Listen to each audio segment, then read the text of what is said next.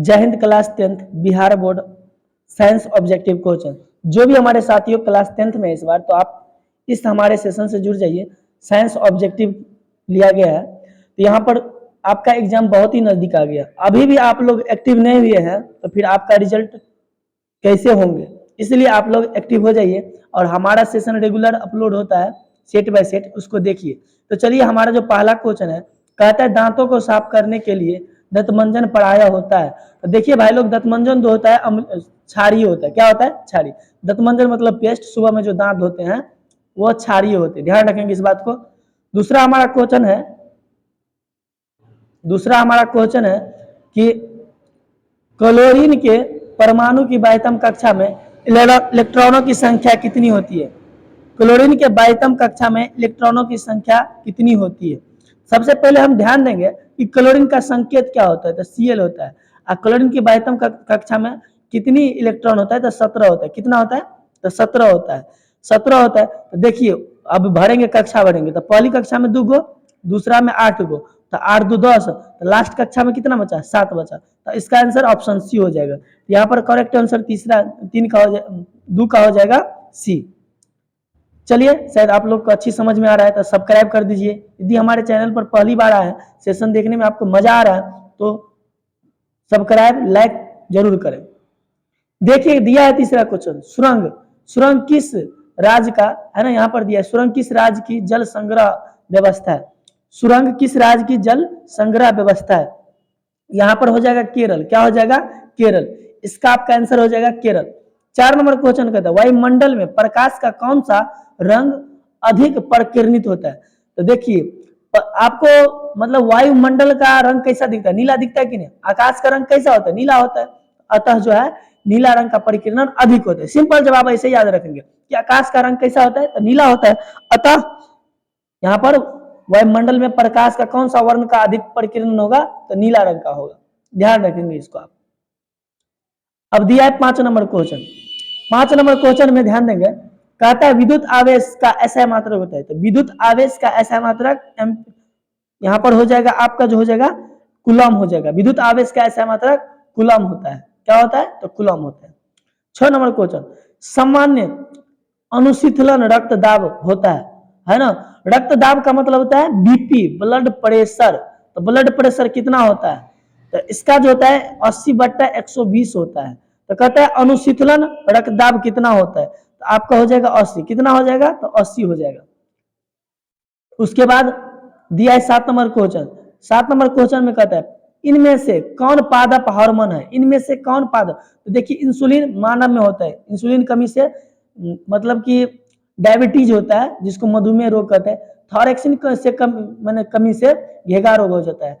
Oestrogen ये भी मानव का है, जो प्रोस्टोजेन ये सेक्स से रिलेटेड इसका हार्मोन है।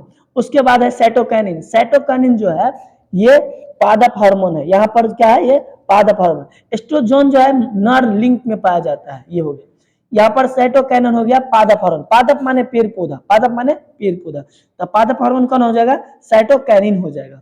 ध्यान रखें। यहाँ पर अब दिया 8 नंबर क्वेश्चन। 8 नंबर क्वेश्चन कहता है कि चालक के प्रतिरोध निर्भर नहीं करता है। चालक के प्रतिरोध निर्भर, जैसे कोई तार है, इससे करंट फ्लो कर रहा है, तो प्रतिरोध निर्भर नहीं करता है। कथी पर निर्भर नहीं करता है? तो चालक की लंबाई पर, चालक के अनुप्रस्थ काट के क्षेत्रफल पर, चालक के तापमान पर, चालक में प्रवाहित विद्युत धारा पर। तो इसका 8 का जो आपका आंसर हो जाएगा, चालक में प्रवाहित विद्युत धारा पर। चालक में प्रवाहित विद्युत धारा पर कोई दिक्कत नहीं है, उस पर कोई निर्भर नहीं करता है। समझ गए? हाँ, चालक के तापमान बढ़ेगा तो वहां पर प्रतिरोध बढ़ सकता है। लंबाई जितना ज्यादा लंबा रहेगा उतने ज्यादा प्रतिरोध बढ़ेगा। क्षेत्रफल पर भी बढ़ेगा। तार पतला रहेगा, ज्यादा करंट सप्लाई करेगा तो आपका तार गल भी सकता है, इसलिए उस पर डिपेंड करेगा। बट चालक में प्रवाहित धारा पर, विद्युत धारा पर डिपेंड नहीं करेगा, निर्भर नहीं करेगा। तो इसका आंसर ऑप्शन डी हो जाएगा। शायद आपको समझ में आ रहा है तो अपने दोस्त लोग को भी शेयर कर दीजिए। चलिए, अब 9 नंबर क्वेश्चन, धोबिया सोडा का रासायनिक सूत्र है। धोबिया सोडा का रासायनिक, धोबिया सोडा को है ना, मतलब धोने वाला सोडा या वॉशिंग सोडा, इसी का इंग्लिश में क्या है? धोने का क्या कहते हैं इंग्लिश में? वॉश करना है ना, वॉश माने धोना। तो धोबिया सोडा या वॉशिंग सोडा का जो रासायनिक सूत्र हो जाएगा आपका, इसका जो आंसर हो जाएगा B, Na2CO3 × 10H2O। Na2CO3 into 10H2। याद रखने का तरीका 10, ये जो 10 है ना उसको याद रखें। Na2CO3 इंटू 10H2O, 10 को याद रखेंगे। खाने वाला सोडा भी होता है, उसका फॉर्मूला होता है Na2CO3 इंटू H2O होता है, या हाफ H2O, ध्यान रखेंगे। चलिए आगे देखेंगे 10 नंबर क्वेश्चन। 10 नंबर में कहता है कि रुधिर का कौन सा भाग अवयव, रुधिर का कौन सा अवयव रक्त स्राव को रोकने में मदद करता है। मतलब कट फट जाता है तो रक्त जो बहने लगता है, तो उसको रक्त को थक्का जमाने का काम कौन करता है, घुमा के क्वेश्चन पूछ दिया है। तो यहाँ पर लसीका, प्लाज्मा, प्लेटलेटस, तो हो जाएगा क्या, प्लेटलेटस। रक्त को थक्का बनाना या रुधिर को रोकने में मदद कौन करता है, तो प्लेटलेटस करता है। तो आपका 11 का सी आंसर हो जाएगा। चलिए अब 10 नंबर था, है ना, ये 10 नंबर क्वेश्चन था, 10 का सी हो गया, प्लेटलेटस। अब 11 का देखेंगे। 11 का देखेंगे, दिया है निम्न में से कौन सा जीवाणु जनित रोग नहीं है, मतलब कि जीवाणु से नहीं होने वाला रोग इसमें कौन है। तो यहाँ पर ध्यान देंगे 11 का हम लोग, इसका जो हो जाएगा गगोर्निया।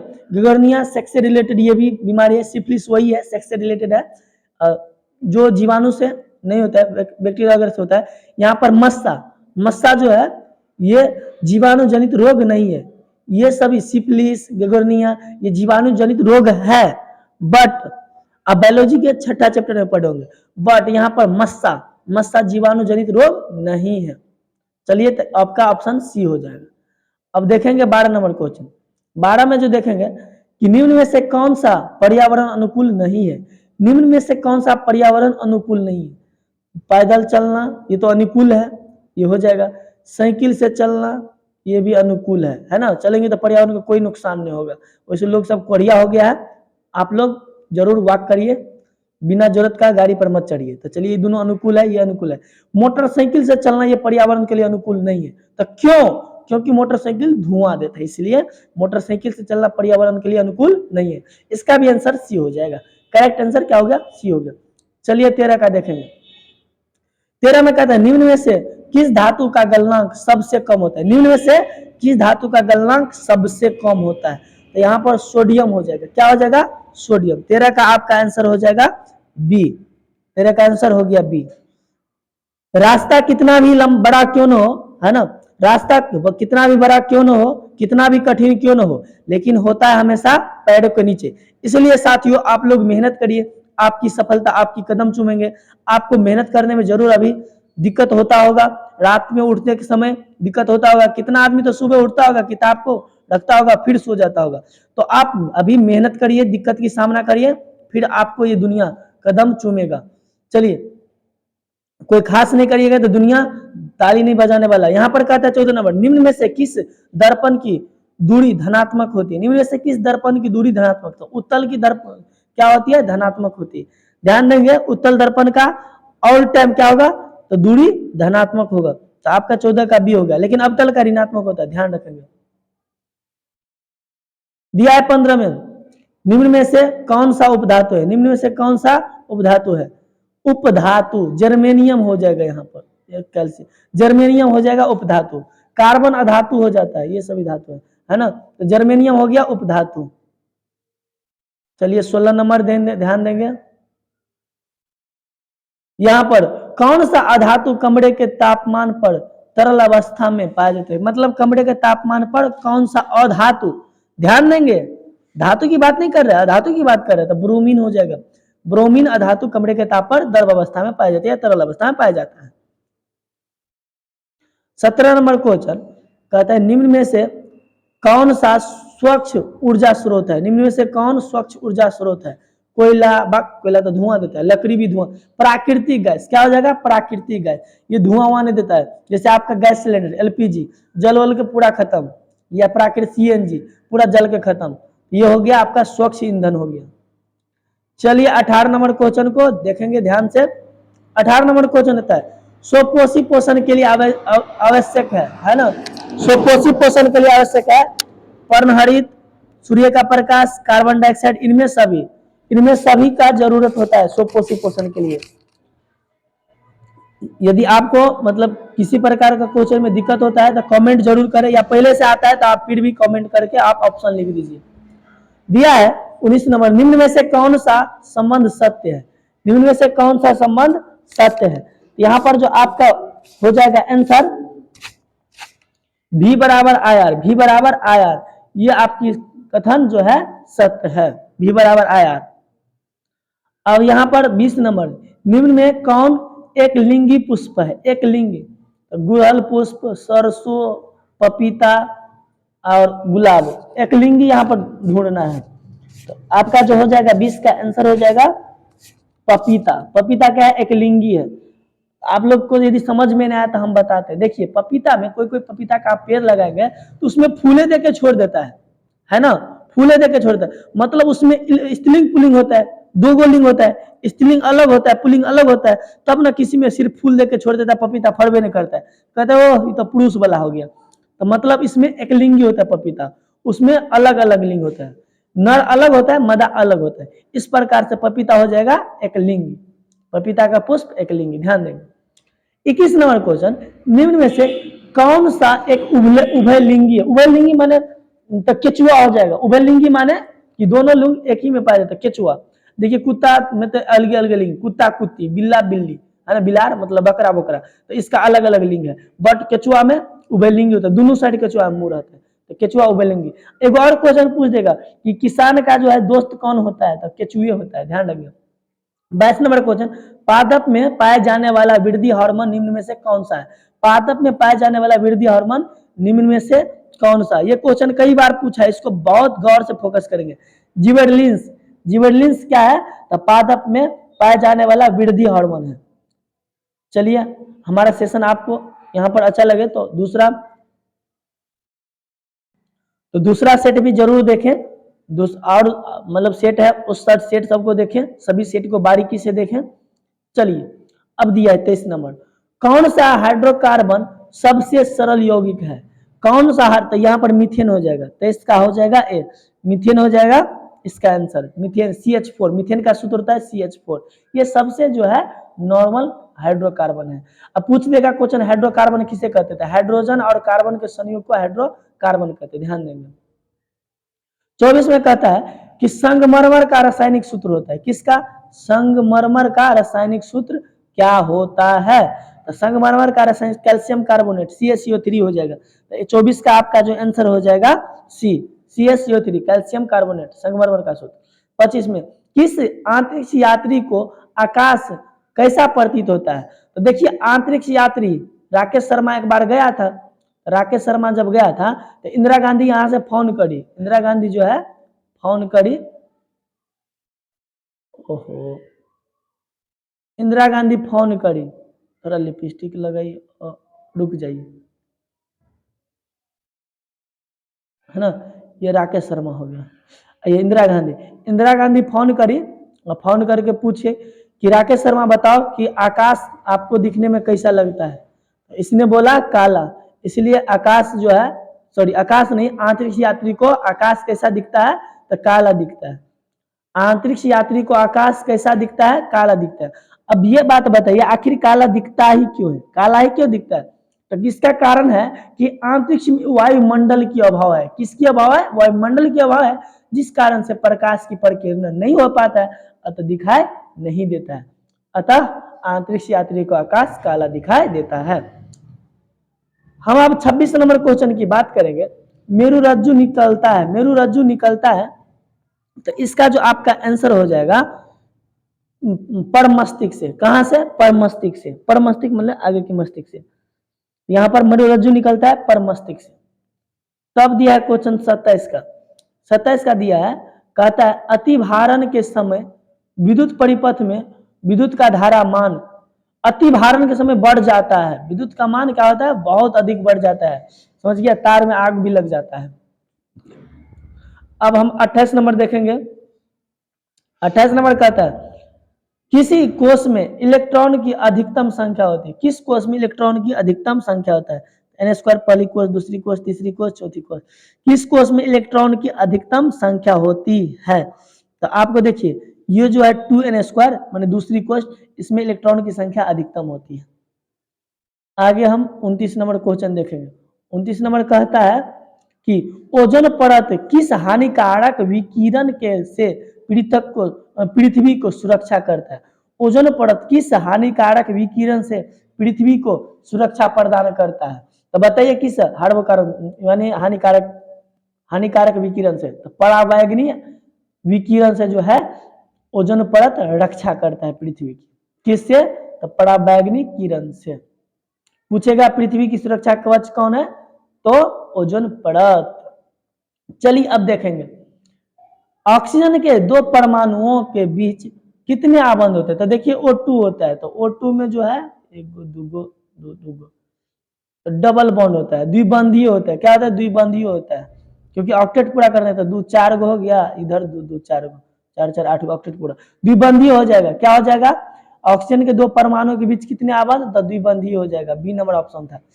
31 का हमारे शरीर किस पीएच परास के बीच कार्य करता है। हमारे शरीर किस पीएच परास के बीच कार्य करती है। तो यहाँ हो जाएगा 7.0 से 7.8, 7.0 से 7.8 हो जाएगा। चलिए 32 नंबर क्वेश्चन। 32 नंबर में कहता है नेत्र में प्रवेश करने वाली प्रकाश किरण का अधिकांश अपवर्तन कहाँ होता है। तो यहाँ पर दृष्टि पटल पर होता है, दृष्टि पटल पर। आपका जो इसका 32 का आंसर हो जाएगा डी। ओ क्या कहता है? नेत्र में प्रवेश करने वाली प्रकाश की किरणों ओ दृष्टि पटल पर तो वस्तु का प्रतिबिंब बनता है। सॉरी, दृष्टि पटल पर जो है वस्तु का प्रतिबिंब बनता है। यहाँ कहते हैं नेत्र में प्रवेश करने वाली प्रकाश किरण का अधिकांश परावर्तन कहाँ होता है? कॉर्निया के पृष्ठ भाग पर, है ना, कॉर्निया के बाहर पृष्ठ पर, कॉर्निया के बाहर पृष्ठ पर। इसका आंसर ए हो जाएगा। चलिए मानव नेत्र में कौन सा लेंस होता है? यदि नहीं मालूम है तो सुन लीजिए।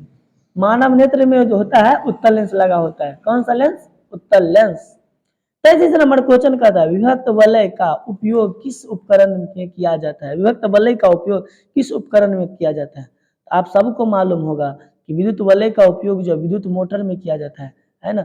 विद्युत वलय क्यों कहता है ना? विभक्त वलय, वलय माने होता है गोल, गोल को वलय कहते हैं। ऐसे ऐसे रहता है विभक्त वलय। इसका जो है विद्युत मोटर में रहता है, ऐसे आर्मेचर इससे जुड़ा रहता है। तो विभक्त वलय का जो उपयोग रहता है विद्युत मोटर में रहता है। 34 का देखेंगे, कहते हैं कौन सा परंपरागत ऊर्जा स्रोत है। कौन सा परंपरागत ऊर्जा स्रोत है? समझ गए? तो यहाँ पर परंपरागत जो होता है या इसी को कहते हैं अनवीकरणीय। इसी को क्या कहते हैं? अनवीकरणीय बोलेगा या परंपरागत ऊर्जा स्रोत बोलेगा। तो जैव मात्रा, नाभिकीय ऊर्जा, भूतापीय ऊर्जा, इनमें से कोई नहीं। तो यहाँ पर जो आपका आंसर हो जाएगा जैव मात्रा। जैव मतलब बायोगैस, ये आपका जो है परंपरागत ऊर्जा स्रोत है। चलिए आगे बढ़ेंगे, आगे देखेंगे 35 नंबर क्वेश्चन। कहता है 35 नंबर में रासायनिक अभिक्रिया के दौरान किस पदार्थ में ऑक्सीजन का योग कहलाता है। रासायनिक अभिक्रिया के दौरान किस पदार्थ में ऑक्सीजन का योग कहलाता है ना? उपचयन के दौरान, उपचयन के दौरान ऑक्सीजन का योग होता है, लेकिन अपचयन के दौरान ऑक्सीजन घटता है, ध्यान रखेंगे। 36 नंबर क्वेश्चन कहता है कि निम्न में से कौन बौने पौधे को दर्शाता है। बौने पौधे को कौन दर्शाता? इसका हो जाएगा 36 का आपका हो जाएगा सी। छोटका टी जो है बौना पौधा का, कोई बौना नहीं होता है, तो छोटका टी जो है बौने पौधों को दर्शाता है। इसके प्रयोग के लिए डार्विन ने सबसे पहले किस पौधा का चयन किया था? डार्विन ने जो है मटर के पौधा का चयन किया था, वो भी याद रखेंगे। अब यहाँ पर आ गया आपका 37 नंबर, निम्न में से किस माध्यम में प्रकाश की चाल अधिकतम होता है। तो हवा में, यहाँ पर हो जाएगा हवा, वैसे निर्वात में सबसे अधिक, लेकिन निर्वात के बाद हवा में प्रकाश की चाल सबसे अधिक होता है। अब देखिए यहाँ पर जो हो गया 37 का आपका आंसर हो गया ए। तब दिया 38 में किसी लेंस द्वारा उत्पन्न आवर्धन का ऐसा मात्रक होता है। आवर्धन का ऐसा मात्रक होता है, तो ये मात्रक विहीन है, इसका कोई मात्रक नहीं होता है। 39 में दिया है एल्केन का सामान्य सूत्र। एल्केन है ना, एल्केन तो हो जाएगा CnH2n प्लस 1 वाला CnH2n प्लस 2, CnH2n प्लस 2। यहाँ पर एल्केन का जो सूत्र हो जाएगा CnH2n प्लस 2। एल्किन का CnH2n है, एल्काइन का CnH2n माइनस 2। अब ये लेकिन का पूछता था, ये नंबर ऑप्शन हो जाएगा। चलिए अब कहता है 40 नंबर। 40 नंबर में जैव विविधता का विशिष्ट स्थल है, जैव विविधता का विशिष्ट स्थल है। तो आपका जो हो जाएगा, माने जैव विविधता कहाँ पाया जाता है, तो आपका 40 का जो आंसर हो जाएगा वन में। वन में मतलब हर एक प्रकार का जैव विविधता पाया जाता है, तो वन हो जाएगा इसका आंसर। यदि हमारे सेशन आपको अच्छा लगे तो सब्सक्राइब, लाइक, कमेंट जरूर करें। धन्यवाद हमारे सेशन को देखने के लिए।